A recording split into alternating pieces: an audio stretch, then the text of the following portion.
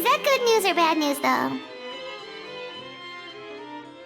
Sorry, I did everything within my power. But so far, I've only managed to teach him how to say good morning. Wait, so that's all you've been up to this whole time? Get out of here! Huh? Okay, so good mornings aside, please tell Paimon there's been some other progress too. Of course. That's why I'm here. Kukuku's not the only one that Mr. Ridesley's been getting to talk. I'm referring, of course, to the convicts. It was nothing. These guys weren't exact. So, what's the deal? After racking their brains, they remembered speaking to an inconspicuous middle-aged man just as they were preparing to pack up and leave Natlan. He was dressed in the manner of the Children of Echoes and carrying a box. Plus, the description matches the one the gun was found in. All in all, he didn't look any. Perhaps seeing that they were dressed as merchants, this man stopped for a chat, inquiring where their goods were headed, and even asking if they could share a boat. The smugglers were very cautious, though. They didn't tell him any specifics. But all this happened before I crossed paths with them. I happened to notice them as they were preparing to set sail. I thought they looked shady, so I snuck aboard, and ended up being carried along all the way to Fontaine.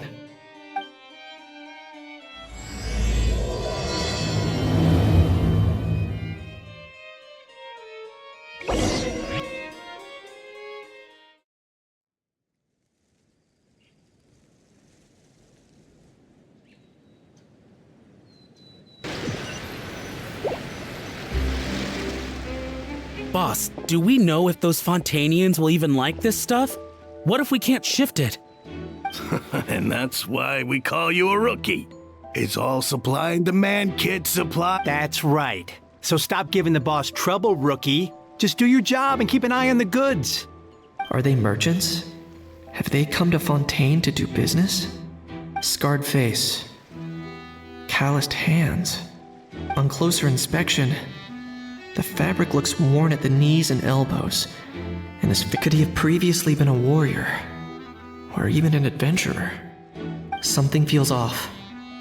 I'd better sneak up and get a closer look. It's cooking contest day! To the Hotel de Boer! Toot sweet! Nice thinking, boss. This tourist tub's been fast going and smooth sailing. Plus, no one's been asking us what we're up to. That goes without saying. Big cargo ship would have been too slow, whereas the smaller ones would have been faster but way too bumpy. If we ended up damaging the goods by accident, all these months spent grafting away would have gone up in smoke. Seriously? But there's hardly anything here. Would it really have taken them months to prepare? And why would they need to transport it with such care? Could they be secretly smuggling precious items out of Natlan?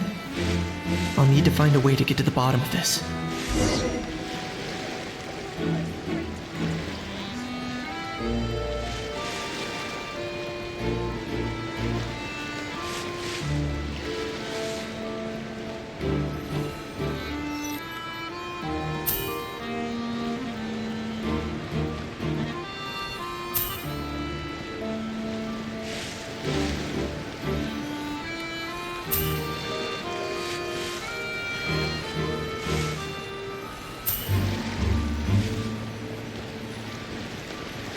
Let's go hear what these criminals have to say for themselves.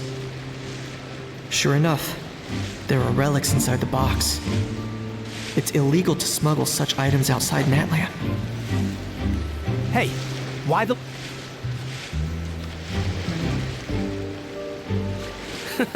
I guess you're right. I was just worried I might have messed up with the packing, or that something's gonna go wrong along the way. Oh, pull yourself together. Tons of foreign tourists come traveling to Fontaine. I bet their luggage is full of all kinds of weird stuff. If someone insists on checking it all, just show them the purchase order we had drawn up. Those Fontainians can't get enough of their legalese, so I've heard. They can look all they want. Aha. So their aim is to smuggle in contraband after all. Looks like I've gathered enough intel about the smugglers and their contraband. Time to inform port security.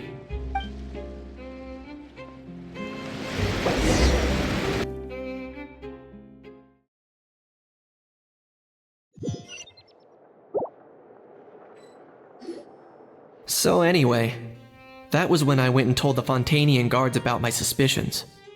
After an investigation and a chase, they finally apprehended them and sent them on their way. Well, guess they're headed exactly where they should be. Thanks. Based on your recollections just now, I was completely focused on those smugglers at the time, so I wasn't really paying attention to other passersby. Yeah, Kanish, you did great! in other words, the person who brought the gun here, the one who lost it, has no connection to the smugglers whatsoever. They were working entirely on their own. Oh dear, oh dear! Sounds like Mr. Kakuku wants to chime in? He said this elusive individual's actions are positively mystifying. It's a good observation, I quite agree. However, we still know next to nothing about the person. Perhaps we should start by focusing on the lost item itself.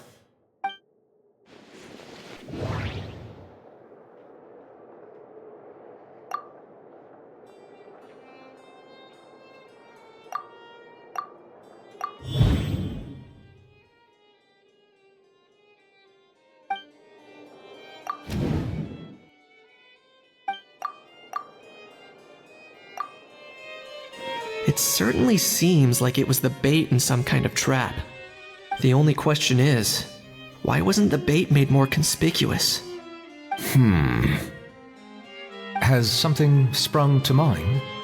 I just remembered a film I watched this one time. Huh?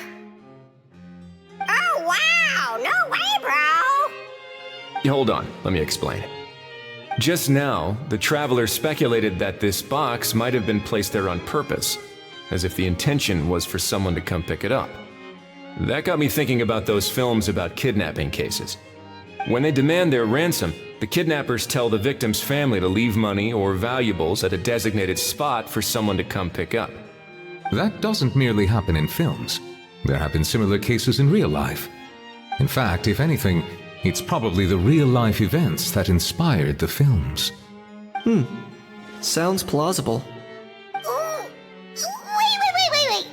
This raises the stakes to a whole new level. If the gun really was some kind of ransom, then since we took the box, the kidnappers never got their payment, so does that mean they executed the hostage?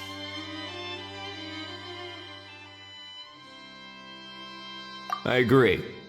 I don't believe we have a kidnapping on our hands. Selling off stolen goods is extra work that most kidnappers would want to avoid.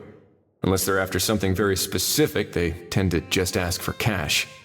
Could we be dealing with a kidnapper who's dead set on getting their hands on an ancient dragon handgun? It's not impossible, but the likelihood is very slim. We can discount that possibility for now. And speaking of selling stolen goods, don't you think this looks more like a transaction?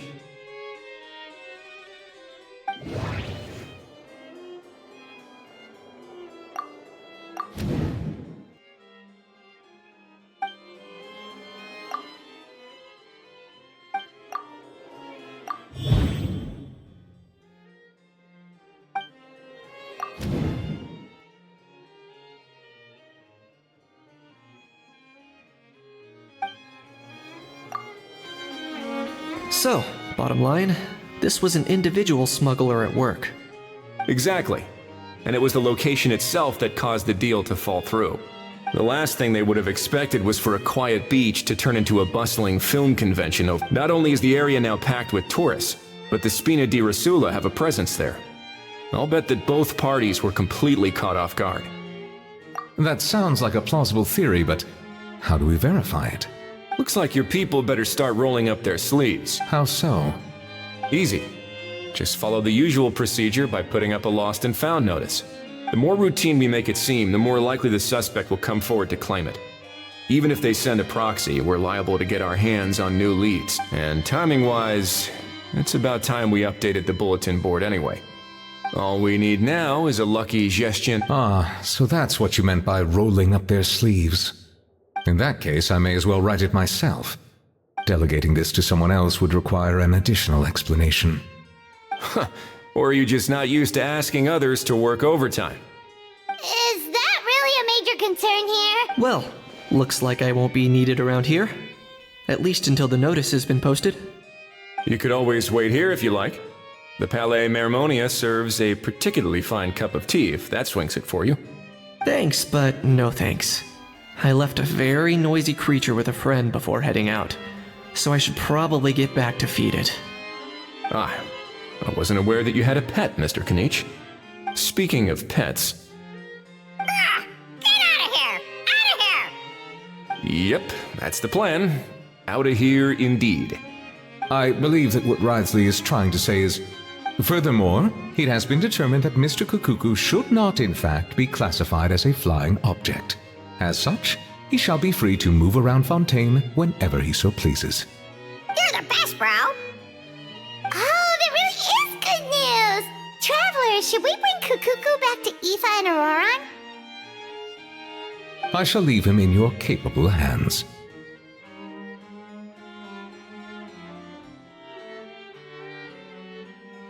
Indeed.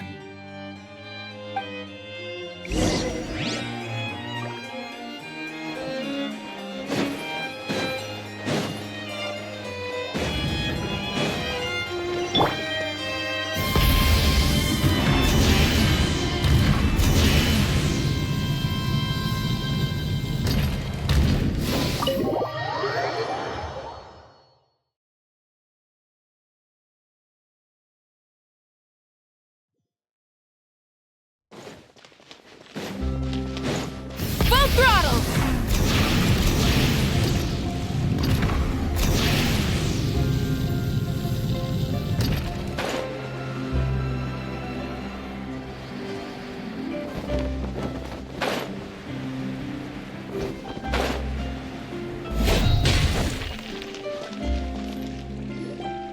How? What? What now? Let's shake hands. Fine by me! Get ready for a knuckle sandwich! Ugh.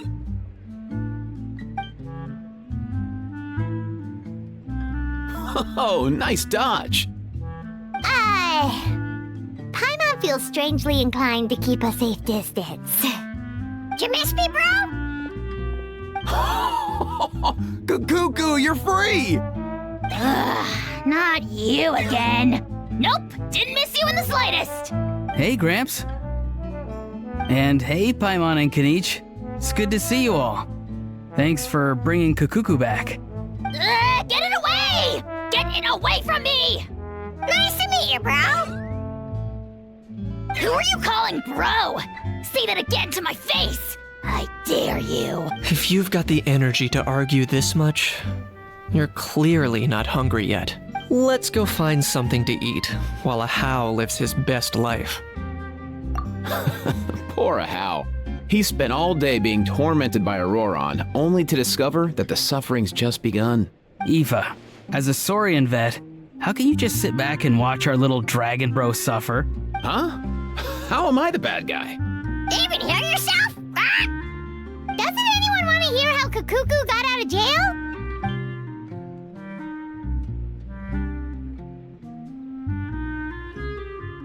Don't lose hope, Ahau. By the same standard, you have freedom of movement now, too. Same standard? I will not be held to the same standard as that thing! That's right. You won't. As far as I understand, the Palais Mermonia will want to assess your case on its own. Where's that Saurian meat restaurant again? Yeah, good luck with that, bro. You'll be putting your own neck on the line, too. Also, there's no such restaurant! Anyway, thanks for looking after a How, guys. I'll take over from here. Why you? Between the two, Kukuku wins the cuteness competition hands down. Ah, really? Thanks! Wait, who are the other contestants, though? Did you hear the news? Escoffier's coming back for a cooking contest. Wait, seriously? Escoffier in a cooking contest? Now that I've got to see.